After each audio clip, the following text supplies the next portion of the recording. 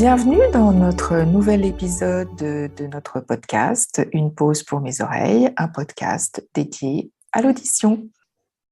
Alors Stéphanie, aujourd'hui nous allons parler du silence.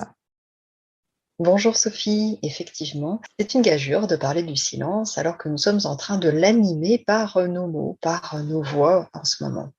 Pourquoi le silence? Eh bien parce que c'est presque devenu une denrée rare. En effet, Sylvain Tesson, en 2011, dans son ouvrage Les forêts de Sibérie, disait « Le froid, le silence, la solitude sont des états qui se négocieront demain plus cher que l'or. » Eh bien, effectivement, il y a des retraites qui sont proposées en silence et qui sont payantes. Il y a des bulles de silence qui sont proposées dans les entreprises. Il y a aussi, Sophie, eh bien, des exercices de méditation que tu connais d'ailleurs, qui sont proposés. Par exemple, je crois, manger en silence, tout un repas. Alors on peut déguster en silence et on peut aussi méditer sur le silence et les sons, tous les sons extérieurs, mais aussi les sons internes au corps. Voilà, donc un exercice clé dans la pratique de la méditation, mais aussi finalement une demande qui émergeait déjà depuis des années, avec vraiment en parallèle la prise de conscience de l'effet délétère du bruit sur la santé. On en a parlé lors de notre podcast précédent sur le bruit, mais il y a eu aussi bien, ce que nous avons tous et toutes vécu lors des confinements. Sophie, tu peux nous en dire un mot? Que s'est-il passé de notre perception des sons? Bien, pour beaucoup de personnes, notamment en ville, mais pas uniquement, elles ont redécouvert un univers sonore avec une intensité moindre, moins de circulation. Souvent, dans les immeubles, il y avait moins d'habitants, donc plus de silence, moins de bruit. Et les gens ont, pour la majorité, redécouvert le bonheur d'avoir un environnement sonore bien plus faible que d'habitude et notamment avec un effet sur la diminution de la fatigue. Tout à fait, Sophie. Et notamment dans la revue Cerveau et Psycho de 2009, Michel Levankian, un chercheur à l'INSERM qui s'est beaucoup intéressé sur le bruit et le silence, avait déclaré que ce besoin de silence, il est nécessaire pour que notre cerveau se régénère et pour qu'il évacue les toxines qui conduisent aux maladies neurovégétatives. Alors que ce soit pour sa santé, que ce soit pour le plaisir, et ce silence, en fait, on s'en fait quoi? Une idée ou une expérience? Le silence, Sophie, on en parle beaucoup, par exemple dans les pages littéraires. On le voit représenté dans des tableaux. On parle du silence en disant il y a la profondeur du silence, on parle de sa texture, on parle de son intensité, on parle même d'un silence qui est mystérieux ou bien parfait.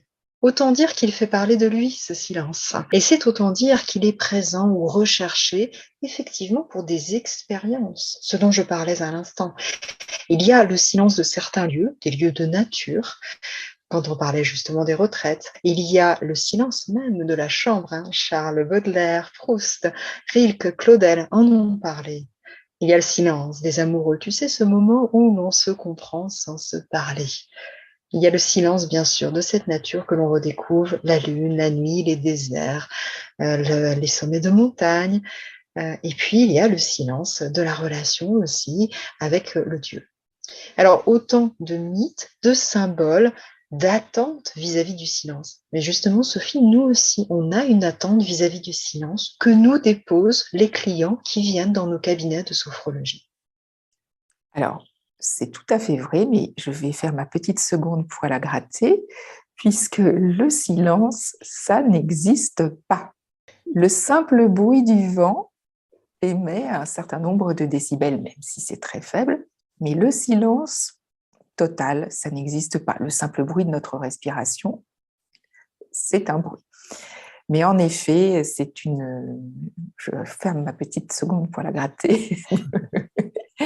C'est une demande qui est faite très souvent par les acouphéniques, bien sûr, et aussi les hyperacousiques qui, eux, ont une souffrance face au bruit. Donc, c'est une recherche, en tout cas, on essaye de rechercher, de retrouver un environnement sonore avec le moins de bruit possible et le moins de douleur possible. Tout à fait. Et il y a une vraie ambivalence. Alors tout d'abord, j'aime beaucoup ton poil à gratter.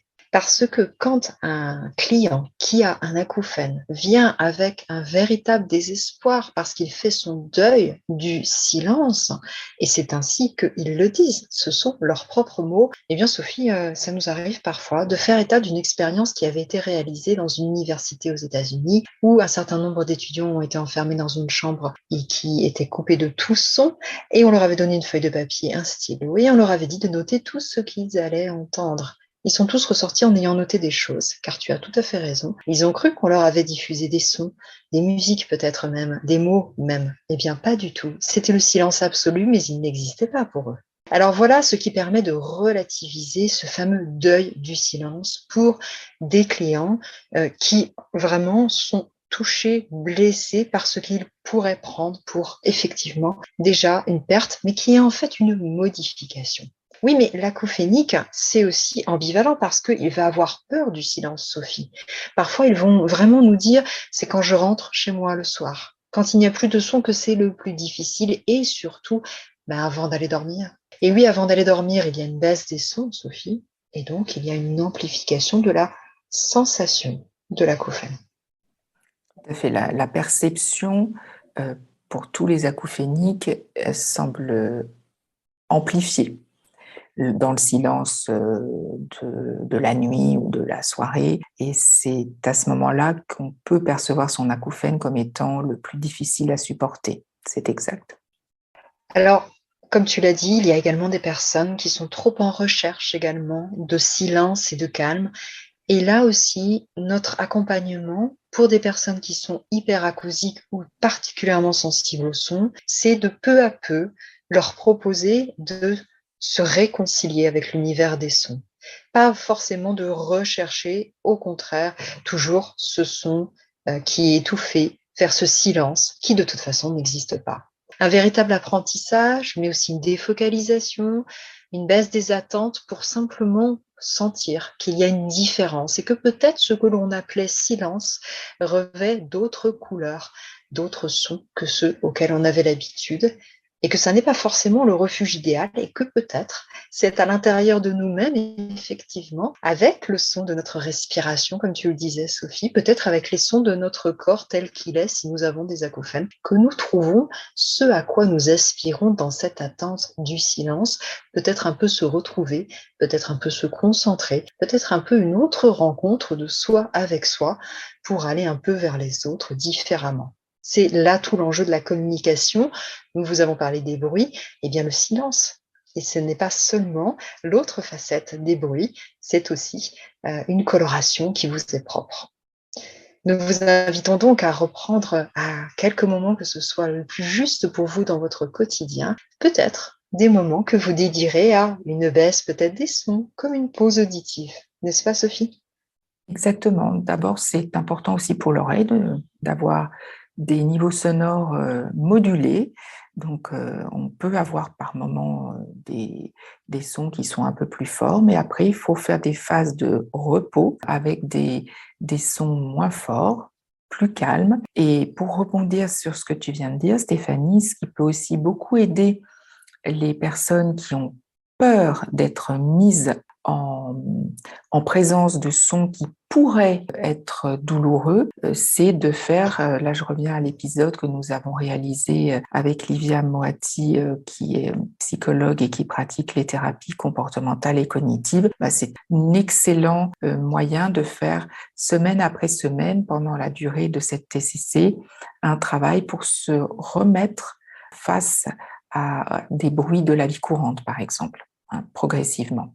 Tout à fait. Que la progression permette de prendre en compte et de découvrir, redécouvrir l'étendue de cette palette que peuvent être les sons sans qu'ils soient forcément bruit, mais aussi non pas mais les types de silence qui nous correspondent suivant notre vie. Merci Sophie pour cet échange de silence et de mots. À bientôt pour un nouveau podcast. Merci Stéphanie pour tes facultés de conteuse. Tu parles très bien des sons et du silence. C'est très agréable de t'écouter. En tout cas, moi, j'apprécie. N'oubliez pas de vous abonner pour ne pas manquer de prochains épisodes sur vos plateformes préférées ou sur YouTube, et également à nos comptes Facebook si vous souhaitez suivre les actualités et informations que nous publions. À très bientôt. Merci Stéphanie. Merci Sophie, à bientôt.